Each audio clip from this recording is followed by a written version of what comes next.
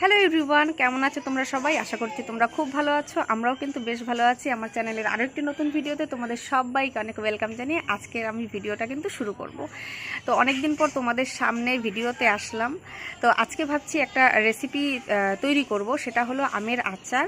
তো ভাবছি আজকে মিষ্টি আমের আচার দেব। কিভাবে দেব, কেমন দেবো, একটু দুর্দান্ত রেসিপি শেয়ার করব। আমার ভীষণ ভালো লাগে এটা খেতে, আর তোমরা অবশ্যই ট্রাই করো এইভাবে রেসিপিটা। আশা করি তোমাদেরও ভালো লাগবে। তো আজকে পারবো আম। এখন দুপুরে খাওয়া দাওয়া হয়ে গেছে, আম পেড়ে একবারে তোমাদের সাথে রেসিপিটা শেয়ার করব, একদম টাটকা টাটকা তাজা আম দিয়ে। তো চলো, গাছে অনেক আম হয়েছে আর আমগুলো পাড়া হবে। কয়েকটাই আম পারবো, কিভাবে কি করব সমস্তই তোমাদের সাথে ভিডিওতে শেয়ার করছি। তোমরা অবশ্যই এভাবে বানিয়েও একবার বানিয়ে দেখো, আশা করি তোমাদের ভীষণ ভালো লাগবে। তো চলো ভিডিওটা স্টার্ট করি।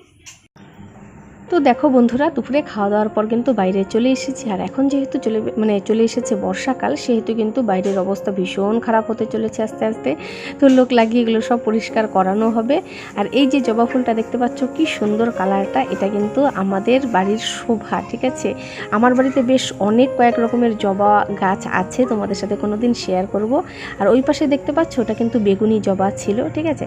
তো চলো এবার যেই উদ্দেশ্যে তোমাদেরকে বাইরে নিয়ে আসা সেটা দেখাই। এই যে আম গাছে দেখো কি সুন্দর আমগুলো ঝুলে আছে। আর আমগুলো কিন্তু মোটামুটি দেখে বোঝা যাচ্ছে না হয়তো, তবে কিন্তু একটু ভালোই বেশ বড় হয়েছে। তো আমগুলো ভীষণ ভালো, ভিতরে একদম পোকা নেই। তো চলো এই আমগুলো পেরে নিচ্ছে। এখানে প্রায় 7টা থেকে 8টা মতন আম পাড়া হয়েছিল, বেশি আম পাড়া হয়নি, যেহেতু আমি বলেছি 7-8টা মতন পাড়তে। তো এই যে দেখো, এখানে 6টা আছে, বাগানে আরও 1-2টো পড়ে আছে, ওই দুটো নিয়ে আসবো। একদম টাটকা তাজা আম দিয়ে আজকে তোমাদের আচারটা করে দেখাবো, ঠিক আছে। আমাদের ভীষণ ভালো লাগে এই আচারটা খেতে। এমনি এমনি বসে তো খেয়ে নিই, চাটনির মতন করে খেয়ে নিই। তোমরা যেরকমভাবে খেতে চাও সেরকমভাবেই খেতে পারবে। তো চলো কিভাবে বানাই সেই রেসিপিটা তোমাদের সাথে শেয়ার করি।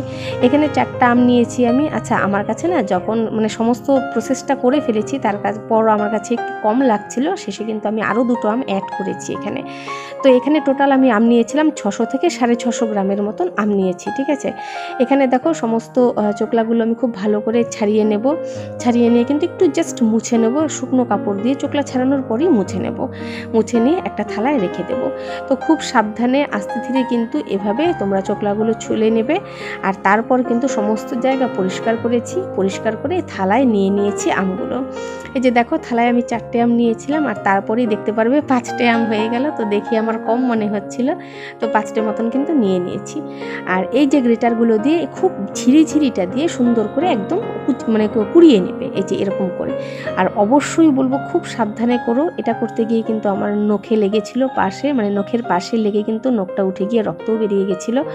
তো যাই হোক, একটু ভুলবশত হয়ে গেছিলো, কিছু করার নেই, তোমাদেরকে অবশ্যই সাবধান করে দিলাম, তোমরা সাবধানে করো। তো এই যে আটিও হয়ে গেছে আমগুলোর। তো ভেবেছিলাম একটা টক আচারও বানাবো, দেখি কতদূর কি হয়। তো এখানে একটা আম কিন্তু আমি এভাবে একদম কুচি করে কেটে নিয়েছি, আর তার সাথে সবগুলো কুড়িয়ে দিয়েছি। এই কুচি করে কেটে নিয়েছি কেন, ভীষণ ভালো লাগে মুখে ছোট ছোট আমের দানাগুলো যখন পড়ে। আর এখানে গুড় নিয়েছি, গুড় 350 গ্রামের মতন এখানে নিয়েছি। এখানে 300 গ্রামের মতন গুড় আছে, ঠিক আছে। তো গুড় 300 গ্রামের মতন নিয়েছি। আর এখানে একদমই জল দিব না, 1 চামচ জাস্ট কড়াইতে জল দিয়েছি, দিয়ে আমি এখানে গুড়টা দিয়ে দিলাম। দিয়ে হালকা একটু মেল্ট করব গুড়টাকে, একদম কম আছে। আজ কিন্তু কোনো মতেই বাড়াবে না, বাড়িয়ে দিলে কিন্তু গুড় পুড়ে যাবে, আর আচার খেতে কিন্তু একদমই ভালো লাগবে না। তোমরা হয়তো অনেকেই জানো কিভাবে আচার করো না করো, আমি যেভাবে করছি সেটাই তোমাদের সাথে একটু শেয়ার করলাম। তো এখানে আমটা পুরো আমি এখানে দিয়ে দিয়েছি।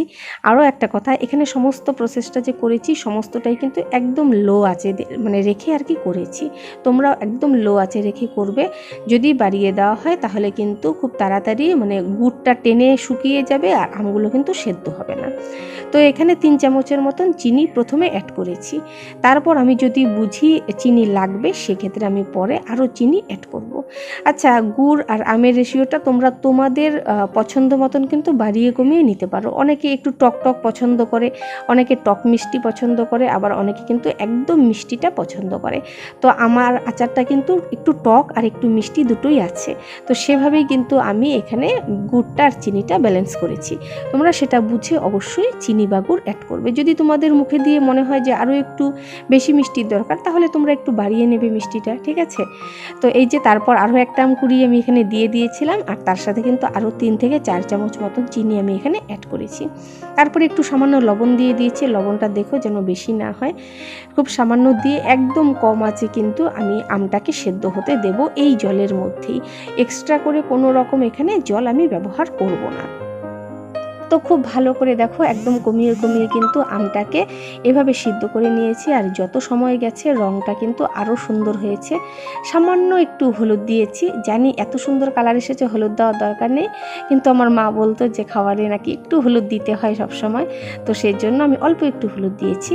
আর তার সাথে দিয়েছি 1 চামচ মতন ভিনিগার, যেটা হোয়াইট ভিনিগার কিনতে পাওয়া যায় বাজারে, সেটাই দিয়ে দিয়েছি। এটাতে কি হয়, এটার মানে সেলফ লাইফটা অনেক বেড়ে যায়, অনেক দিন অবধি তোমরা স্টোর করে কিন্তু এটা খেতে পারবে। আচ্ছা, এখানে একটা শুকনো মশলা তৈরি করে নিচ্ছি। আমি একদম অল্প মশলা দিয়েছি, তোমরা যদি বেশি চাও বেশি মশলা দিতে পারো। এখানে আমি 2টো শুকনো লঙ্কা অ্যাড করেছি, একটা তেজপাতা, 1 চামচ মতন মৌরি, আধা চামচ জিরা, আর অল্প একটু জোয়ান একদমই অল্প দিয়েছি। দিয়ে খুব ভালো করে হালকা করে এটাকে ভেজে নেব, যেন পুড়ে না যায়। ভেজে নিয়ে কিন্তু আমি এই মশলাগুলোকে তুলে রাখবো। আমি যেহেতু খুব বেশি মশলা এটাতে অ্যাড করতে চাইনি, সেহেতু আমি অল্প দিয়েছি। অনেকে চাই একটু মশলা বেশি হবে, সেক্ষেত্রে তোমরা আরও একটু করে অ্যাড করে নিতে পারো, ঠিক আছে। সমস্তটাই তোমাদের নিজেদের পছন্দ মতন তোমরা কিন্তু বেশি কম করে নিতে পারো। তো এখন দেখো একদম শুকিয়ে গেছে সুন্দর, খুব একদম শুকায়নি কটকটা করে, একটু কিন্তু হালকা জল জল ভাব আছে মানে আমের আচারটাতে। তো সেখানে কিন্তু মশলাটা গুঁড়ো করেছি এভাবে, যেন মুখে একটু একটু মশলা পড়ে, একদম মিহি করে গুঁড়ো করিনি। তো এখানে একটু চামচে করে নিয়ে আমার বরকে দেখাচ্ছিলাম মিষ্টি আর লবণটা ঠিক আছে কিনা। আচ্ছা, এখানে তোমাদের সাথে আরও একটা সিক্রেট টিপস শেয়ার করি, হলো কীভাবে এই আচারটাকে আরও অনেক দিন মানে সেলফ লাইফ বাড়ানো যায়। তো এই জন্য আমার মা এই জিনিসটা শিখিয়েছিল আমাকে। এখানে 1 চামচ মতন তেল অ্যাড করবে, আচার অনুযায়ী তেল অ্যাড করবে। যদি আচার তোমাদের আরও বেশি হয় তাহলে তেলের পরিমাণটা একটু বাড়িয়ে দিতে পারো। এখানে 1 চামচ মতন মৌরি আর একটা শুকনো লঙ্কা কিন্তু ভেজে নিয়ে খুব ভালো করে তেলটাকে একদম ঠান্ডা করব। ঠান্ডা করে এই যে আচারটা দেখতে পাচ্ছ, আচারটা কিন্তু পরের দিনের, মানে এটা ঠান্ডা হয়ে গেছে, পরের দিন তোমাদের সাথে শেয়ার করছি। এই যে প্যানে যে মৌরিটা লেগেছিলো সমস্তটা এখানে দিয়ে দেবো। তেলটা ঠান্ডা করে এই শুকনো লঙ্কা আর তেলের মৌরির মিশ্রণটা কিন্তু এখানে দিয়ে খুব ভালো করে নাড়াচাড়া করে নেব। ব্যাস, আমাদের আচার কিন্তু একদম রেডি। এতে করে কিন্তু তোমাদের আচার কখনোই নষ্ট হবে না, 2 বছর 3 বছর তোমরা রেখে কিন্তু নিশ্চিন্তে খেতে পারবে। আচ্ছা, এক্ষেত্রে তোমাদের সাথে আরও একটা কথা বলি, আচার বানানোর সময় কিন্তু কোনো রকম জলের সংস্পর্শ যেন কোনো কিছুতে না থাকে, এটা অবশ্যই খেয়াল করবে। যে বাড়িটাতে নামাচ্ছ, যে চামচ দিয়ে নামাচ্ছ, সেটা যেন একদম শুকনো থাকে। আর যেই কাচের বোতলে নামাবে সেটা খুব সুন্দর করে শুকিয়ে কিন্তু একদম শুকনো করে তারপর নামাতে হবে সেখানে, তাহলে কিন্তু সারা বছর আচার ভীষণ ভালো থাকে। তো কেমন লাগলো অবশ্যই আচারের রেসিপিটা কমেন্ট করে জানিও। যদি ভালো লাগে একটা লাইক কমেন্ট করে দিও, চ্যানেলটিকে সাবস্ক্রাইব করে আমার সাথে থেকো। তো চলো, পরবর্তীতে আসছি আরও নতুন রেসিপি নিয়ে, সাথে থেকো, টাটা।